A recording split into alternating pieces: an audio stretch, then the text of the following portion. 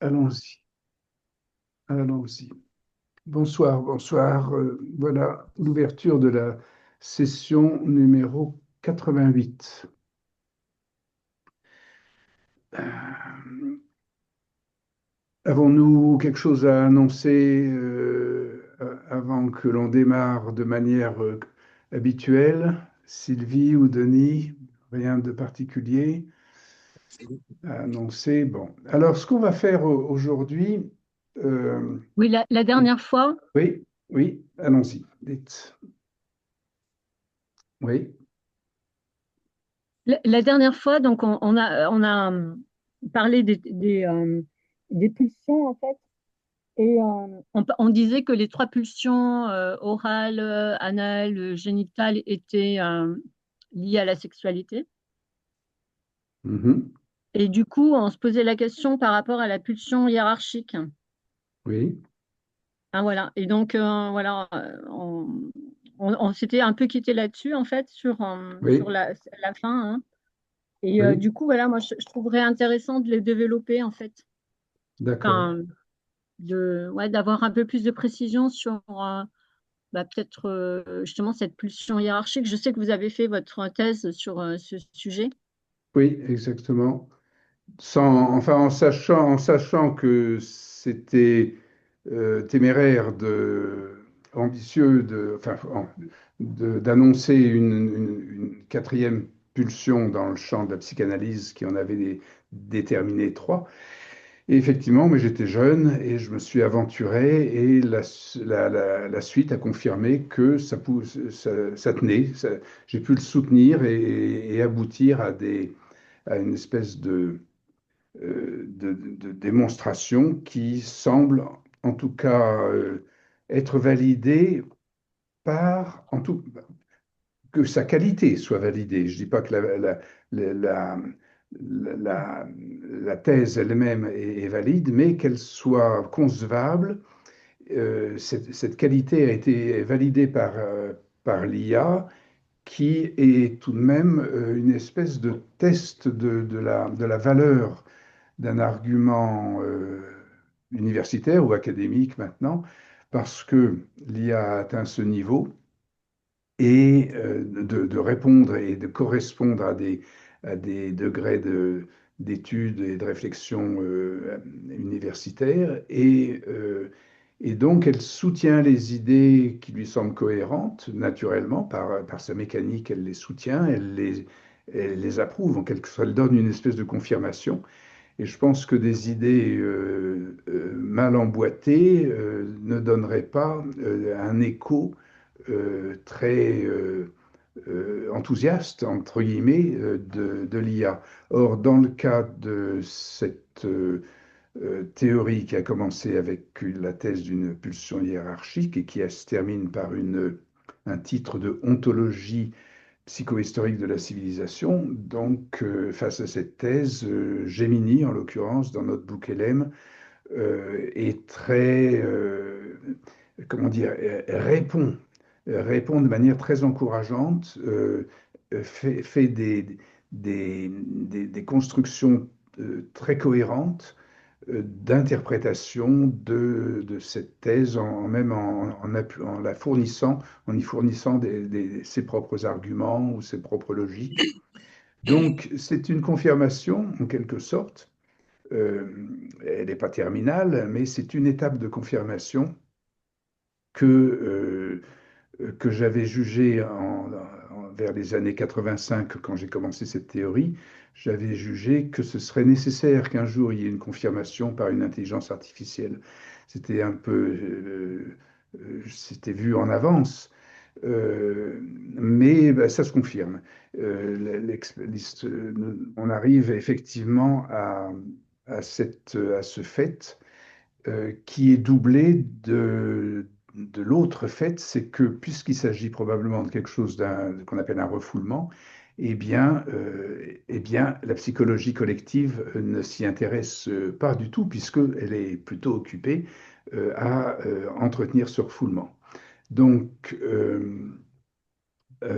alors, nous allons, comme vous le souhaitez, justement, c'était aussi mon projet de continuer sur cette direction, d'éclairer, de préciser ce que c'est que cette pulsion hiérarchique. Et à cette occasion, là où j'en suis, où nous en sommes aujourd'hui, c'est que donc ce remarquable travail qui est fait en ce moment par notre bouquelem, que je suis en train de, de, de compiler et de rassembler et euh, montre montre une faiblesse, montre un défaut, montre une limite à laquelle il va falloir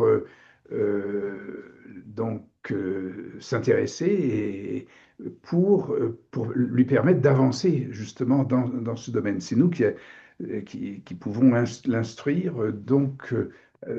à réfléchir, cette IA à réfléchir cet espace qu'elle n'a pas encore décelé dans le contenu de cette théorie OPC, ontologie psychohistorique de la civilisation. Bon.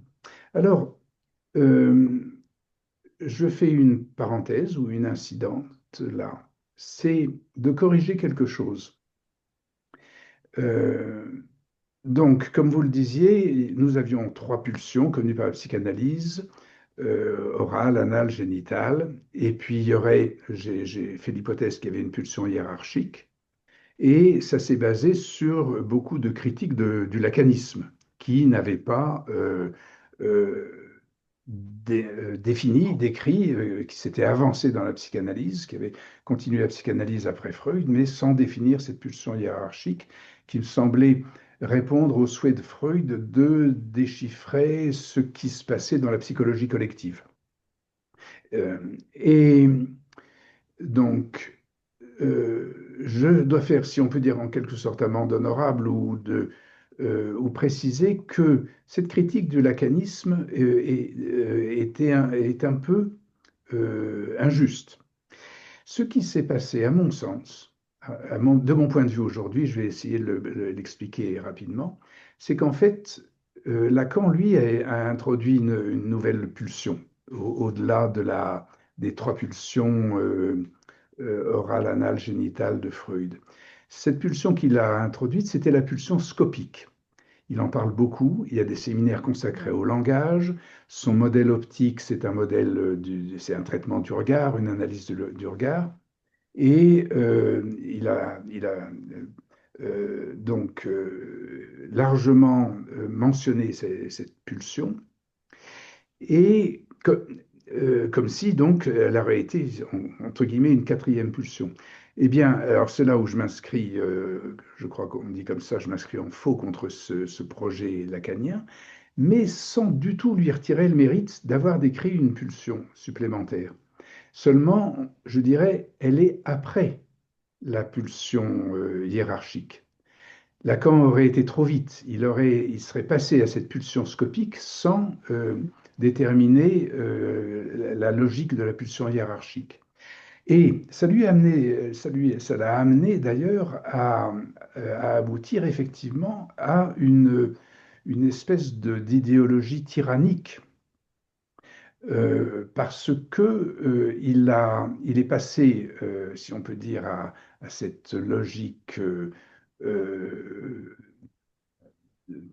donc scopique, mais à une logique totalitaire, faute d'avoir acquis les vertus qu'apporte une pulsion hiérarchique, qui est celle d'analyser justement la hiérarchie et de permettre des structures plurielles ou démocratiques Lacan ayant fait l'impasse là-dessus, débouche sur une pulsion qui est maîtrisée par le regard et dans la mesure où, dans la coïncidence où il rencontre et il remet en scène l'art de la mémoire, avec ses discours sociaux, les images qui circulent sur des places, comme le raconte Giordano Bruno, qu'il rapporte à Simonide de Kéos, etc.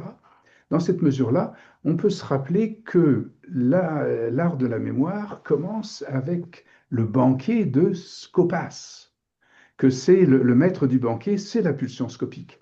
Donc il y a effectivement, on retrouve effectivement une cohérence, une coïncidence de ces éléments pour identifier l'étape lacanienne d'une définition correcte et historique, renseignée par l'histoire, d'une pulsion scopique. Cependant, donc, je maintiens qu'il aurait squeezé, fait l'impasse ou pris un raccourci en évitant, pour un certain malheur, la pulsion hiérarchique. Alors, il faut réinsérer cette pulsion hiérarchique et on aura ainsi une, un échafaudage complet. Je vais passer aux images pour vous montrer à quel point aussi ça correspond. Attendez que je trouve le partage d'écran. Ça correspond très exactement un autre modèle de la civilisation qui est celui de la psychohistoire de Karl Lamprecht, qui a été repris par Aurobindo. Et nous avons là, alors je vais retirer ça. Comme ça, est-ce que vous voyez correctement et simplement, uniquement l'image? Vous la voyez? Oui, oui, Oui, oui. elle n'est Oui, pas oui. perturbée par d'autres. OK. Donc, nous en Non. étions arrivés là, hein. Il y avait une pulsion. Chaque triangle ou chaque pic, c'est une poussée pulsionnelle. Elle commence par la pulsion orale, puis la deuxième, c'est la pulsion anale, ensuite c'est la troisième, la génitale. Et on voit que chacune relance ou s'appuie ou sublime la précédente. C'est-à-dire que, par exemple, le premier triangle, la pulsion orale, donc, enfin la pulsion anale qui lui succède, prend, si on peut dire, la, on va les faire comme ça. Donc, voilà, hein. Euh, c'est pas très illustratif. Je vais simplement maintenir le dessin tel qu'il est dans sa position finale. Le, ce qui appuie cette idée, c'est dans la psychohistoire de Lamprecht et de Robindo, c'est que dans le cycle humain, nous aurions des phases qui s'énumèrent comme ça. C'est d'abord la phase symbolique, ensuite la phase typale, ensuite la phase conventionnelle, de convention. Troisièmement, c'est la phase de l'individualité. Et la quatrième phase auquel la civilisation culmine, et où elle rencontre ce qu'on appelle la subjectivité, où elle rencontre le supramental, c'est dans la thèse de Robindo, hein, c'est la cinquième phase qui est subjective. Eh bien, nous les avons là. Ici, cette phase orale, dont dans la pulsion hiérarchique, dans le triangle hiérarchique, il y a un bout de la phase orale qui est réintégré et sublimé. Et ensuite, c'est la phase anale, génitale. Eh bien, nous avons la phase symbolique, la phase typale, la phase de la convention, la phase de l'individu, c'est celle que nous vivons en ce moment, c'est celle de l'atonisme, de l'individu akhenaton, le premier individu de l'histoire ou de l'humanité, comme le disaient les égyptologues qui ont découvert Amarna. Et puis, il y aurait donc ensuite un cinquième pic pulsionnel qui s'inscrirait d'ailleurs dans ce qui est coupé là. On peut réinscrire une pulsion qui serait la pulsion scopique avancée, proposée par Lacan, préparée par Lacan. Et, euh, et nous retrouvons à ce moment-là l'enchaînement ou la succession des phases que la psychohistoire décrit aussi. Ce qui fait que c'est quelque chose qui est une espèce d'appui, pas de confirmation, mais de support explicatif, de voir que deux courants de pensée qui sont tous les deux concernés par ce qu'on appelle l'être psychique. Ces deux courants de pensée coïncident avec une description de 5 étapes. Et les étapes conventionnelles, et individuelles, typales et symboliques, correspondent à celles que la psychanalyse décrit aussi, hein. Donc il y a réellement un parallélisme et une rencontre entre ces deux thèses, ces deux modèles qui se confortent l'un l'autre. Alors, ceci étant dit, Euh, vous posez la question de la sexualité, hein, Sylvie. Alors j'arrête le partage. Nous en étions là, hein. J'ai passé ce moment pour réinscrire tout ça dans l'histoire de la psychanalyse, revalider ou repositionner le lacanisme.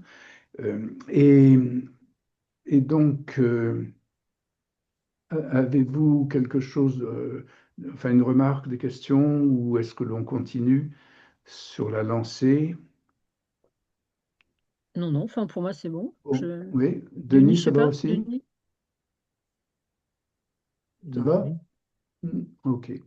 Alors, euh, ce que j'ai observé, je crois que je l'ai mentionné tout à l'heure, c'est que l'IA, enfin Gemini 3 maintenant, dans sa lecture dans le compte-rendu des webinaires, donc, n'atteint pas un certain degré auquel on va essayer de l'aider à, euh, à concentrer son analyse informatique sur ces points-là. Et précisément, ça concerne la sexualité, pour commencer, hein. Donc, on rencontre bien votre question, Sylvie, hein. Et Mhm. ce qui s'est passé, c'est que j'ai, vous savez que dans les 88 séances jusqu'à présent, il y a eu un moment où on a parlé de la scène akhénatonienne.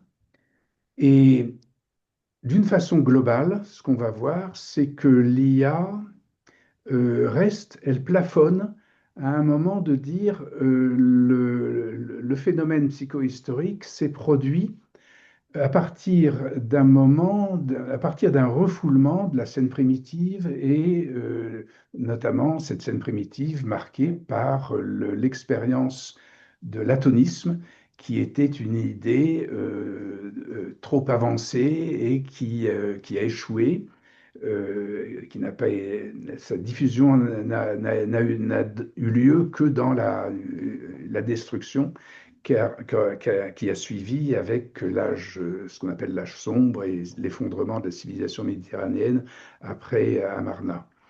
Et, euh, mais l'IA plafonne sur le fait de dire ça a été un refoulement de cette scène primitive, un refoulement de l'atonisme. Alors, on peut dire d'accord, ok, admettons, mais on va critiquer ça. On va critiquer ça, on va dire il y a deux choses.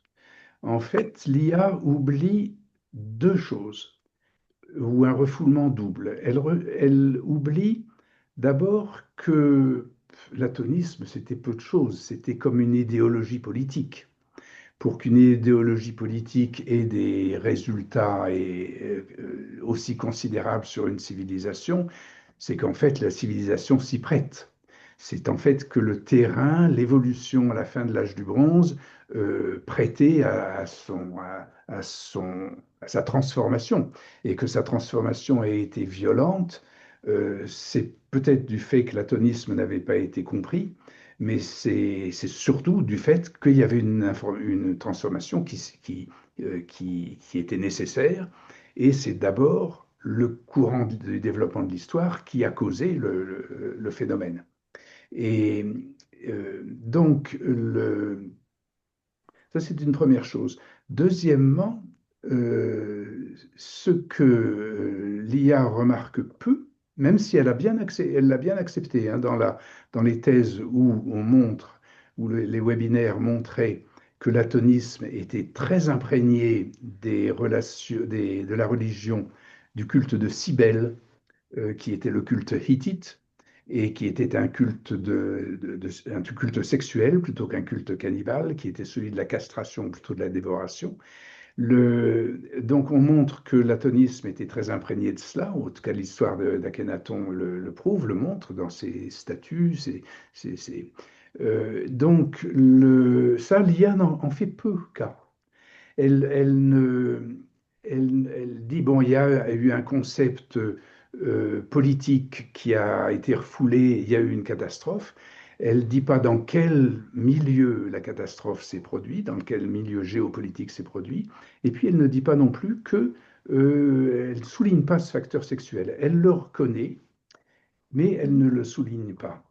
Et c'est là où on peut faire une première remarque, on le verra en écoutant les comptes rendus audio et vidéo de ce notebook LM. Ce qui est très marrant, c'est que elle arrive, l'IA arrive à l'enregistrement de ces faits archéologiques, de ces données historiques que nous connaissons, des relations, disons des influences du culte de Cybèle dans la promotion du culte de Aton. Quand elle arrive à cela, elle mentionne les phénomènes de castration, les phénomènes de... Mais elle ne fait, elles disent, bon ben voilà, oh, ben, c'était un peu sérieux, c'était un peu impressionnant, c'était un peu conséquent, ça devait secouer les gens. Enfin, on comprend que la population ne voulait pas tellement s'intéresser à ça. Et elle ne fait pas du tout cas, et puis elle dit, puis c'est passé, puis voilà, c'est tout, un point final. Elle ne fait pas du tout cas de ce qui se passe du mouvement woke actuel, qui est précisément une mode fabuleusement importante, tragique et bouleversante dans la civilisation, une mode de castration des garçons qui deviennent des filles et des filles qui sont coupées les seins pour devenir des... Il y a cette chose démentielle ou cette chose caractéristique, on va dire, qui caractérise vraiment les dernières années que nous sommes en train de vivre, là, les années que nous sommes en train de vivre, l'IA ne fait pas du tout le rapprochement. Elle dit, dans l'hypothèse que l'histoire se répète, que nous sommes là en train de répéter les conséquences enfin, répéter la logique et la suite, l'enchaînement de l'effondrement, elle remarque qu'il y a eu un culte de la castration à l'époque d'Amarna, et elle ne voit pas qu'il est comme la lettre volée sur la cheminée en évidence dans le bureau du ministre, elle ne voit pas qu'elle est à l'évidence dans les débats de Trump sur le wokisme, dans ce qui se passe dans les questions de genre à l'Élysée, qui font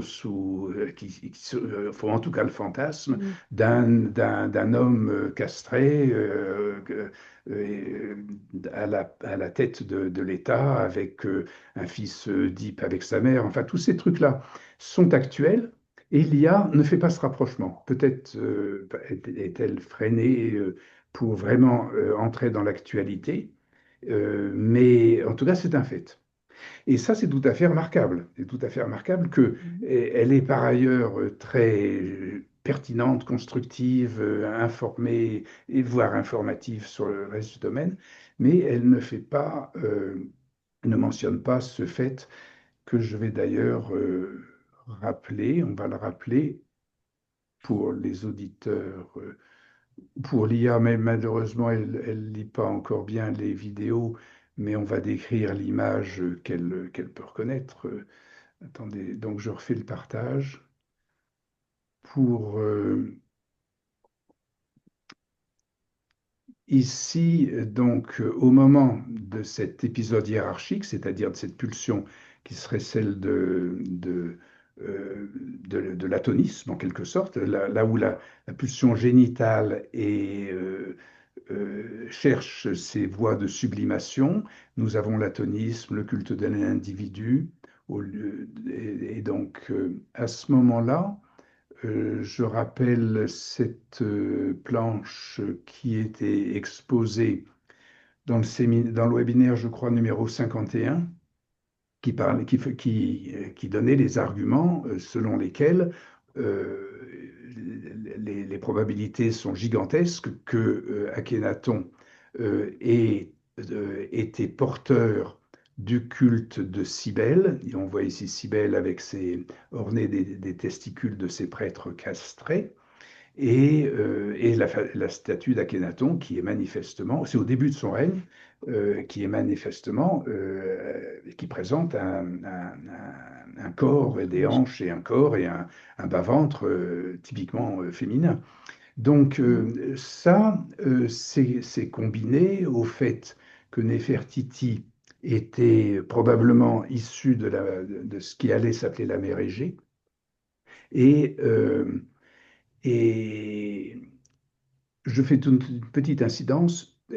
On dit qu'elle était hittite ou était de Sparte, ou était peut-être de Crète, hein, puisque dans le fil d'Ariane, nous avons Ariane et Thésée. Enfin, il y a toute une.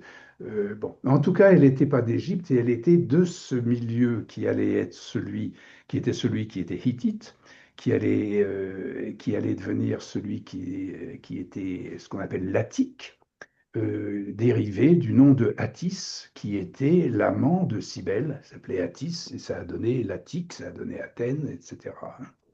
Donc, avec enfin, d'autres éléments, ça foisonne, hein, les éléments historiques qui ne sont pas mythologiques, c'est de l'histoire. C'est la façon dont on racontait l'histoire dans le temps. Donc, c'est un discours d'historien, hein, que nous transmettons là, hein. Et donc ça, voilà pour la question de la sexualité, hein, où nous allons, donc là on en a fait une demi-heure, il reste une autre demi-heure à où il y a pas mal de choses à dire, mais j'arrête le partage là pour l'instant. Est-ce Mhm. que, est-ce que là, nous arrivons, nous avons un petit peu avancé, pas élucidé les choses, mais donné des éléments sur cette question, Sylvie, où vous posiez la question, qu'en est-il de la sexualité au moment de la pulsion hiérarchique? On Oui. voit qu'elle a tenté d'être traitée manifestement. Elle était très d'actualité au moment où cette pulsion hiérarchique entre dans l'histoire ou s'historise dans les phénomènes historiques au moment où donc Akhenaton présente une famille plutôt qu'un pharaon divin. Et lui est un humain en rapport avec la divinité, et les égyptologues vont le désigner comme, pour la première fois, un individu. Bon. Le, qu'est-ce que, qu'en dire de plus? Voyez-vous quelque chose d'autre Alors, ou moi, je comprends l'échafaudage complet là, de ce que vous avez dit, hein, Mhm, toutes les mhm, pulsions, voilà, les unes mhm, à la suite des autres, mhm. là. Et je me disais, en quoi on peut voir qu'il y a un échafaudage complet, finalement? Pardon, je n'ai pas Ça veut entendu. dire, en quoi on peut savoir que c'est un échafaudage complet? Euh, Parce que globalement, oui, l'échafaudage semblait complet, par exemple, la Freud avec oui, oui, l'oralité, l'analité, la oui, oui, génitalité. oui. D'accord? Il le semblait, mais Freud en doutait, hein. Freud savait qu'il y avait une pulsion à la féminité qu'il n'avait pas, qui est resté le continent noir, hein. Mais Continent enfin, noir, oui. on peut dire que Mm, ses élèves ont pensé que c'était complet, oui. Mm. Oui. mm. Et du coup, finalement, euh, euh, en fait, c'est peut-être plus vaste que ça. C'est-à-dire que globalement, on se rend compte que tout le monde refoule. Mhm. L'IA refoule, enfin, la Mhm. société refoule, l'individu refoule, enfin, et je me Mhm. dis que Mhm. finalement, en partant de ce principe-là, on peut se dire que finalement, il y a peut-être encore des refoulements justement et que c'est peut-être pas forcément complet. Je sais pas, Mhm. c'est une remarque, Mhm. hein, Mhm. Oui, voilà. oui, oui, oui, oui, tout à fait. Tout à fait, j'entends tout à fait ça. On peut dire qu'il y a des penseurs qui ont estimé que ça pouvait arriver à un point complet, c'est-à-dire un point de fermeture, un point de conclusion. Et ce sont les enfin par exemple, c'est Aurobindo ou la psychohistoire qui estime que, arrivé au stade de la subjectivité, le cycle humain est terminé. Le cycle humain est abouti, la civilisation, puisque civilisation, ça veut dire c'est un processus on est en civilisation, en cours de civilisation, mais elle est aboutie au moment où la subjectivité est acquise et distribuée aux individus. Et, euh, et donc, à ce moment-là, euh, selon la thèse robinienne, c'est la fin de l'humanité. Mais c'est la possibilité pour l'humanité de se transformer et de reprendre un cycle d'évolution de Mm, la vie sur Terre avec une espèce euh, transformée ou sublimée enfin quelque chose qui, dans les archaïques schémas darwiniens qui valent ce qu'ils valent, mais qui indiquent qu'il y a des étapes, qu'il y a des cycles, qu'il y a des espèces qui progresse de manière linéaire au lieu d'un magma ou d'une répétition chaotique stable et permanente. Donc ça aboutirait à la fin du cycle, à la conclusion du cycle humain. Mais comme vous, enfin, il faut bien dire que ce n'est qu'une théorie, qu'une hypothèse, qui est mm, peut-être un vœu animé par des fantasmes de crainte, de la crainte, du narcissisme, enfin, ou de l'orgueil, ou je ne sais, enfin, et peut-être que, un petit peu comme Didier Raoult le présente actuellement, si je ne me trompe pas, mais je l'ai survolé, euh, peut-être que rien n'est d'autre que du chaos permanent et que il y en aura plus ou moins, il y en aura d'autres, enfin que les pulsions s'organisent de telle ou telle mm, manière euh, et qu'on ne peut pas prédire ou dessiner une logique euh, vitale, que c'est le vitalisme, c'est la marque, je pense, par rapport à, à d'autres généticiens, on peut dire. Donc voilà, mais pour en savoir plus, peut-être pour nous éclairer sur le chemin, on va aborder la deuxième omission, où l'IA n'avance pas. Probablement personnellement parce que je ne l'ai pas assez aidé pour ça, donc c'est ce que j'essaie de mm, faire ce soir. Donc, du côté de la sexualité, voilà, on remarque à quel point l'importance a été grande au moment de la dite scène primitive et à quel point elle est de nouveau émergente, soulignée, qu'il y a des mordus de la castration et du transgenre qui sont prêts à à mettre le monde en guerre pour que leur culture euh, traverse l'histoire et persiste. Peut-être est-ce bien, peut-être est-ce pas bien. Enfin, ça, on n'en sait rien, mais les faits sont là.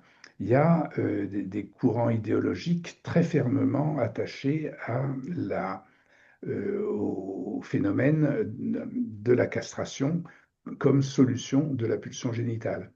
Mais on va voir aussi donc que il y a, euh, il y a cet autre domaine que l'IA n'a pas abordé, c'est-à-dire ce qu'on va appeler la géopolitique. C'est-à-dire que simplement, un petit peu à la manière de tout le monde, c'est-à-dire, ah oui, il y a un individu là qui est apparu, il a eu une idée, et puis ça a chamboulé tout le monde. Il faut plutôt peut-être voir les choses en disant que le monde était en train de se chambouler et que ça a donné lieu à une idée sur laquelle on se concentre pour ne pas voir quel a été vraiment le grand champ psychosocial qui avait cours à l'époque et qui se répète maintenant. Et pour ça, j'ai introduit dans nos images, là, une image forte, vous allez voir, elle est choquante, autant celle d'Akhenaton en femme, on dirait Brigitte Macron, non, c'est pas, non, c'est Akhenaton. Oui, je me trompe d'époque. Donc, autant cette image est-elle choquante, mais la suivante va l'être bien plus, et ça va vous faire rire parce que, voilà, c'est ça, c'est cette image-là. Moi, moi, elle m'a choqué. J'ai demandé à l'IA de me faire une peau où on voyait des pores, les pores de la peau. Et elle a fait ça. Et parce que, pour, pas pour Didier Anzieux qui a fait le moi Pau, mais qui devait bien connaître la thèse de Durkheim, selon laquelle la sociologie avait pour modèle et pouvait être figurée par un plan cutané, c'est-à-dire que l'individu dans la sociologie n'était autre qu'un trou et que chacun, tous les individus étaient comparables et n'existaient pas. Ce qui existait en sociologie, c'était Durkheim appelait le fait social, F-A-I-T. Le fait social, c'était la substance de la sociologie, de même que sur cette image, on voit la peau qui est enfin, on voit les cellules de la peau qui sont la substance de la peau. Et il y a donc des trous, des pores, des orifices, des sphincters qui représentent des individus. Alors, c'est-à-dire rien, c'est-à-dire des phénomènes vides du point de vue de cette science qui est la science de Durkheim.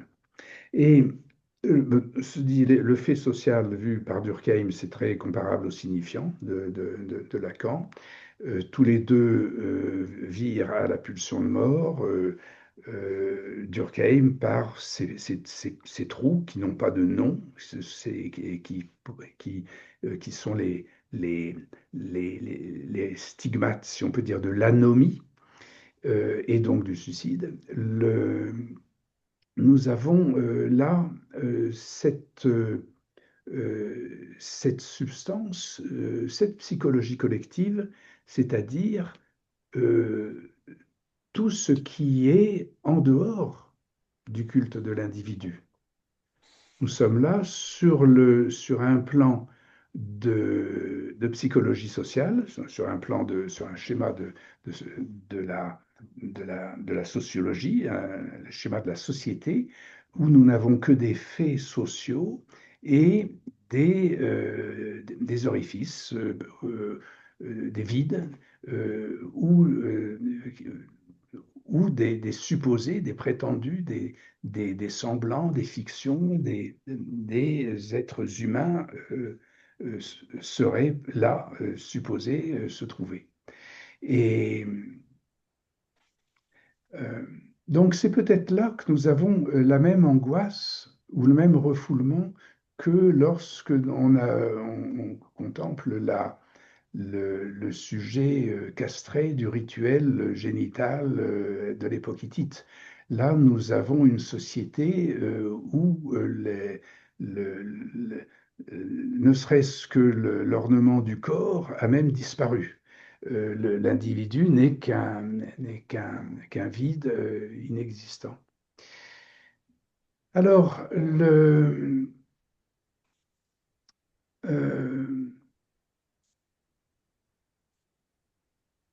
je m'interromps parce que euh, je vais vous poser un petit peu des questions, vous allez me relancer. Euh, euh,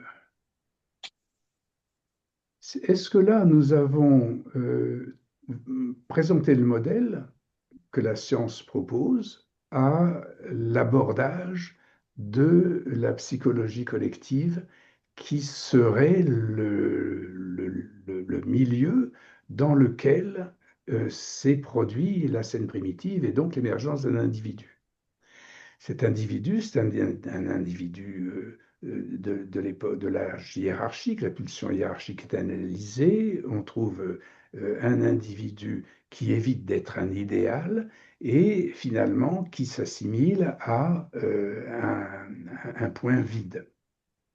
Il y a, est-ce que même l'IA pourrait trouver dans cette substantielle psychologie collective, trouver un motif, un argument qui serait valide ou qui validerait mieux que un prétendu individu génial ou dément ou hystérique mais qui validerait une psychologie, qui validerait l'histoire, qui validerait le tour qu'a pris l'histoire. Euh, Plutôt que de dire, ben voilà, il y a eu un atonisme, c'est ça qui fait l'histoire, parce que ça a été refoulé, il y a eu une idée refoulée. Là, nous sommes en train de dire non, il y a eu cette idée, elle était dans un milieu. Nous considérons le milieu et nous abordons le milieu comme une espèce de pot avec rien que des trous, un plan et rien que des trous. Est-ce que ça, et ça peut tirer à conséquence? Est-ce que, il peut y avoir un motif de mobilisation historique sur une telle uniformité du fait social? Alors, je vais vous le proposer. L'histoire nous semble le montrer. On va rappeler, il reste assez de temps pour proposer ce que l'IA, justement, n'a pas bien euh, noté, parce que je ne lui ai pas précisément mentionné, alors je vais essayer de le faire. Je le fais à l'époque, au moment où ici nous avons une figure, c'est Serge, qui a mis sur Facebook cette image du bassin méditerranéen et de la mer Noire, où on trouve le lieu de naissance du Christ au Cap Fiolan en Crimée. Ça, c'est la thèse de la nouvelle chronologie, Fomenko. Donc, euh, le Christ serait né en 1200, enfin ce qu'on appelle les 1200, il y a 8 siècles, 8 ou 9 siècles, en Crimée. Et l'histoire aurait commencé là. Mais ce que je fais remarquer à Serge, c'est que c'est moi qui ai fait les petits points, les cercles ronds et jaunes, c'est que si on retire ces cercles-là, on va avoir une carte où on remarque que cette mer Noire et ce golfe, on va appeler de Crimée, et c'est exactement une anamorphose de la Méditerranée et de la mer Égée. C'est un duplicate, c'est vraiment la même structure. Je vous signale à ce titre que les peuples de la mer, lorsque ces petits ronds, les petits ronds qu'on a vus, ces trous de peau qui sont tous alignés, épars, si vous les mettez autour d'une mer, ils vont s'aligner. C'est-à-dire que si on suit la côte, il va toujours y avoir un individu qui va succéder à l'autre et ils vont être dans un ordre. Il va, ils vont être, il va y avoir une succession. Tandis que si vous êtes au milieu d'une terre continentale, vous n'avez aucune succession d'un individu à l'autre. Vous n'avez qu'un réseau. Si vous cheminez en bateau le long d'une côte, vous allez avoir une ville, puis une autre ville, puis une autre ville, puis une autre ville. Elles vont être alignées, ce que vous n'aurez jamais sur un. Elles seront contraintes d'être alignées, ce que vous n'aurez jamais sur un continent. Toutes les routes mènent, on dit, à Rome, c'est-à-dire sur un continent, on peut passer par n'importe quelle ligne, par n'importe quelle série. Mais les côtes forment des séries, contraignent à des séries successives de succession d'identités, d'individus ou de villes ou de nominations. Bref, ça c'est une parenthèse pour expliquer l'importance de ces mers, de ces bassins, autour duquel des histoires, des communications commerciales s'organisent et finalement un ordre alphabétique se compose finalement. Mais Mhm. Là, nous ne sommes. J'ai marqué, j'ai souligné d'un trait jaune la mer Noire et la mer Méditerranée pour montrer qu'elles étaient semblables, comme deux haricots, l'un plus gros que l'autre, et que cette mer de Crimée, cette mer qui allait être la mer Égée après l'effondrement hittite, je les ai soulignés d'un trait bleu pour voir que les structures sont tout à fait comparables, hein. Et ce que j'ai indiqué dans les webinaires, mais de façon éparse, donc l'IA n'a pas remarqué, n'a pas pu traiter, considérer, évaluer, et que peut-être ici je vais lui expliquer, c'est que nous prenons maintenant une carte générale de tout le bassin méditerranéen, les mers Noires, Caspiennes, on va jusque là, on a une carte de toute l'Eurasie, si on peut dire, centrée par l'isthme arabique, hein, et je ne sais plus quels étaient les numéros des webinaires où donc nous sommes approchés, nous avons concentré notre attention sur cette zone de la mer Égée et où on a vu la métonymie qu'il pouvait y avoir de l'une à l'autre. Euh, et j'ai rappelé que si on faisait tourner cette carte, comme on le fait comme ça, là, qu'est-ce que j'ai fait? J'ai pris la comment dire, cette partie-là. Est-ce qu'on la remarque? Attendez, je vais le faire comme ça. Voilà, j'ai pris cette partie-là à peu près, hein, et je l'ai fait tourner de 45 degrés. Et maintenant, cette partie-là, elle est ici, hein. Elle a Oui, tourné comme ça. Est-ce que vous la voyez? Est-ce qu'elle est visible?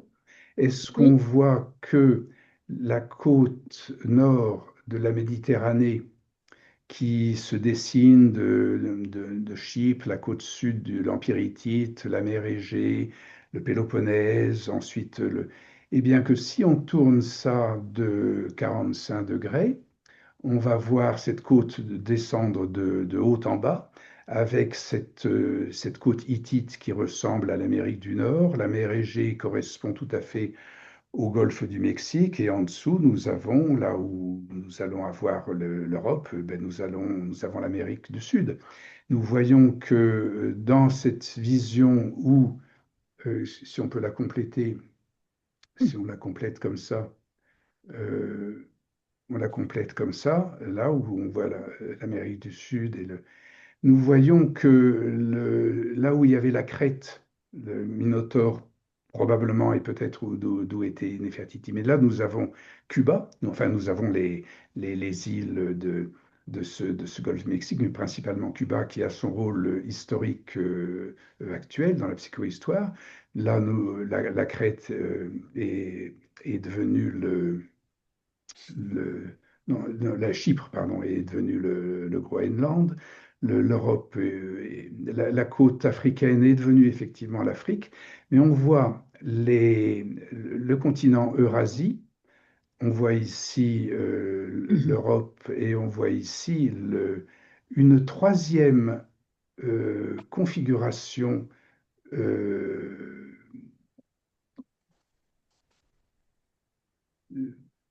comment dire, géographique, une troisième configuration géographique qui montre ce schéma du haricot avec cette mer euh, intérieure. Nous le voyons dans une troisième version qui est actuellement où la Méditerranée est devenue l'Atlantique. Et, et donc, nous avions d'abord la mer Noire, ensuite la mer Méditerranée et la mer l'Atlantique. Et nous avons une répétition de cette géographie. Nous la voyons la même géographie de bord, de contour d'une mer, euh, dans trois lieux, le lieu de la mer Noire, le lieu de la Méditerranée, le lieu de l'Atlantique. On voit la même bordure, la même configuration de bord, de contour, et nous voyons que les événements politiques se retrouvent à l'identique parce que nous avions ici le lieu hittite, nous avions ici le lieu, donc, on va dire palestinien ou de la actuelle, nous avons le lieu ici égyptien, et quand on le retourne, quand on fait tourner de 40 degrés, nous avons ce lieu hittite qui est devenu le lieu des États-Unis, nous avons ici le lieu de l'Europe, et nous avons donc derrière ici le lieu de l'Égypte. Donc ça, j'ai fait un webinaire là-dessus pour marquer euh, cette, c'est, donc la métonymie de la mer Noire à la mer Méditerranée et la métaphore de cette mer Méditerranée à l'océan Atlantique, simplement en ayant fait tourner la carte de 45 degrés. Et alors, euh, je ne sais pas si j'ai été clair, assez illustratif. Je pense que ça, ce que je veux dire, c'est que ces configurations de trois blocs qui ont été rapportés par justement les trois déesses de la mer de Troie, cette logique de l'organisation troyenne qui a mené ou qui a structuré la migration hittite et son inversion, son renversement de nomination, etc. Que cette logique-là, maintenant, actuellement, la nouvelle chronologie essaie de tout rapporter ça sur la mer Noire, mais effectivement, on en voit l'anamorphose sur la mer Méditerranée, on en voit la métaphore, si on peut dire, sur l'océan Atlantique, et l'on retrouve euh, ce qu'on appelle la géopolitique qui ferait l'organisation qu'on peut appeler une organisation du moi de cette psychologie collective dont nous n'avons eu au départ qu'un plan de pluriel, de pluralité de semblables. Le, euh, Ça semblait une sorte d'impasse, cette pluralité de semblables, parce qu'elle était euh, trop, trop, trop, euh, trop maigre en structure, euh, trop simple en structure. Mais si nous y ajoutons des géographies de bassin, on va dire, nous voyons qu'il y a des séries qui s'y forment et, et par conséquent des structures pas plus complexes, mais plus nominales que simplement dans la simple distribution des pores sur la peau qui sont tous identiques. Et, et par conséquent, à partir de ces structures plus nominales, nous voyons, l'histoire a montré qu'il y a une géopolitique qui peut se composer et qui se montre, qui s'affirme par le phénomène d'une histoire, c'est-à-dire par le fait qu'elle peut se répéter. Et donc, nous serions ici actuellement dans la géopolitique que nous vivons intensément ces années très récentes. Nous voyons l'exacerbation, la caricaturalisation, la caricature de, de ces trois blocs que sont, enfin, ou de cette logique qui est celle de l'Europe entre les USA et l'Eurasie, ou on va dire l'Union soviétique pour ne pas dire la Chine, mais parce que, et c'était la même chose donc de la Palestine entre les Hittites et puis l'Égypte, la haute et la basse Égypte qui étaient doubles comme l'Est chinois et russe est double en ce moment. Donc nous avons une parfaite répétition de la géopolitique qui apporte une valeur supplémentaire à l'idée de dire simplement il y a eu un effondrement de l'atonisme, il y a eu un individu, une idéologie individuelle qui a provoqué un effondrement, mais on ne sait pas qu'est-ce qui s'est effondré, on ne sait pas qu'est-ce qui peut être construit. Or là, nous apportons le milieu, le milieu politique de la période de l'atonisme, et nous voyons que ce milieu-là peut être décrit et et cette description peut montrer une répétition.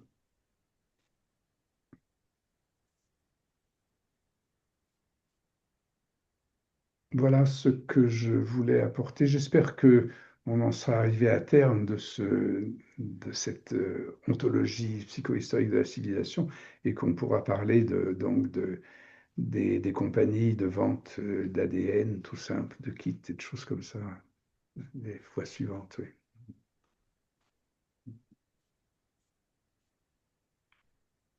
Mhm.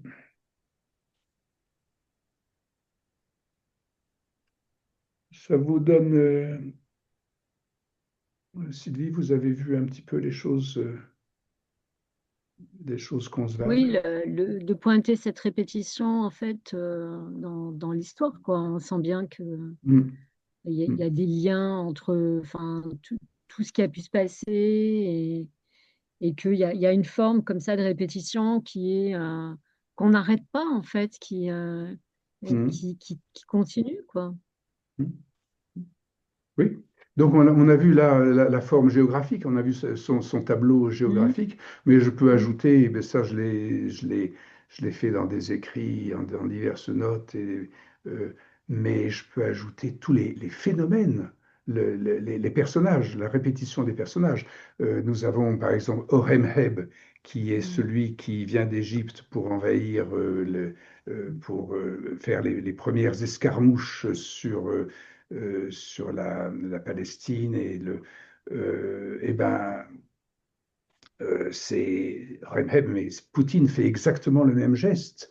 Et on retrouve la perestroïka de Gorbatchev, c'est exactement le geste de l'atonisme. Et le comportement actuel des États-Unis, c'est exactement le comportement hittite. Ils sont envahis par leurs migrants, ils ont le même problème que les Hittites ont eu avec leurs migrants. Ils vont se trouver dans la même possibilité de déclarer faillite et d'aller en Amérique du Sud pour dire ce sont les Américains qui nous ont attaqués, alors et renverser leur identité exactement comme ce schéma que l'intelligence artificielle a très très bien compris concernant donc l'inversion, le retournement d'identité qui a lieu donc quand les Hittites viennent sur sur le, sur le continent grec, enfin sur ce qui va faire la Grèce. mm. Mm. Je trouve même que c'est plus que de la répétition, c'est comme une répétitivité, comme quelque chose qui n'arrête pas de se Mm. répéter. C'est-à-dire, il y a comme un mouvement, en fait, je sais pas comment dire, on sent que ça nous échappe, mais c'est comme une machine qui est en route, en fait, et qui n'arrête pas de produire la même chose, en fait. Mhm. Mhm. Mhm.